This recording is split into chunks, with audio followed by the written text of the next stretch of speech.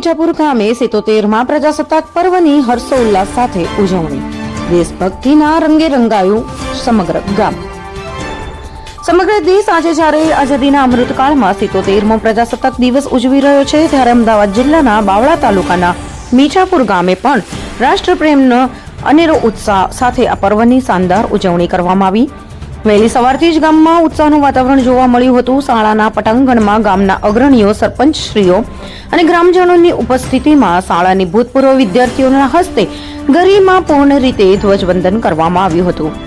તિરંગો લહેરાતાની સાથે જ સમગ્ર વાતાવરણ ભારત માતા કી જય અને વંદે માતરમના નારાથી ગુંજી ઉઠ્યું હતું. આ અવસરે સ્થાનિક શાળાના બાળકો દ્વારા વિવિધ દેશભક્તિના ગીતો, નાટકો અને સાંસ્કૃતિક નૃત્યો રજૂ કરવામાં આવ્યા હતા. આ કાર્યક્રમમાં બાલવાટિકામાં ભણતી 5 વર્ષની ઋત્વા ગોહિલ દ્વારા રાષ્ટ્રીય ગીત જન ગણ મન ગાઈને કાર્યક્રમની શોભા વધારવામાં આવી હતી. બાળકોએ પોતાની કલા દ્વારા શહીદોને શ્રદ્ધાંજલિ અર્પી હતી અને સૌ ગ્રામજનોમાં દેશભક્તિનો જુસ્સો ભરી દીધો હતો. રિપોર્ટર ઇદ્રીસ શેખ, ધોળકા.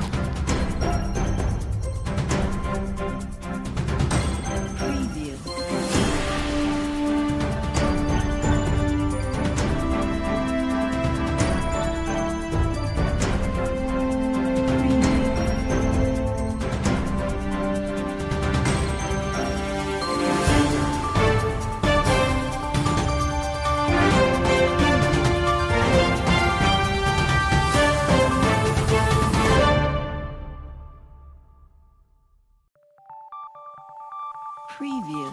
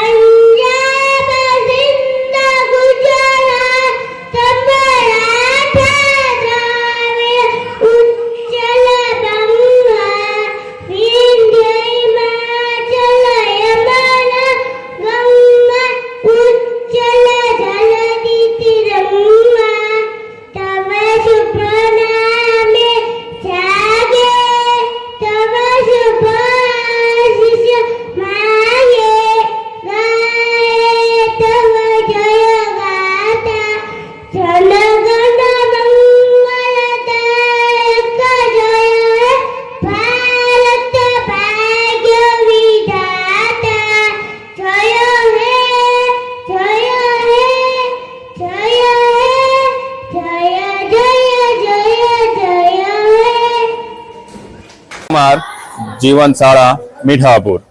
આજે અમારી શાળામાં 77મા પ્રજાસત્તાક દિવસની ઉજવણી કરવામાં આવી.